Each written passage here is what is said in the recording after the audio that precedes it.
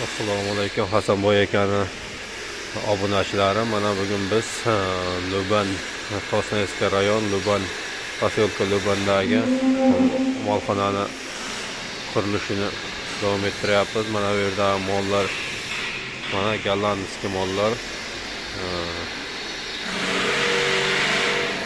Shu fermada o'z faoliyatimizni olib boryapmiz. Mana bu yerga razdelитель o'rnatyapmiz. Mana shu xizmatlar bilan shu yerda o'z ish faoliyatimizni olib boryapmiz. Mana mollar. Bizda semental deyishadimi buni? Oqbosh, oq mollar, mana oq qora olamonlar.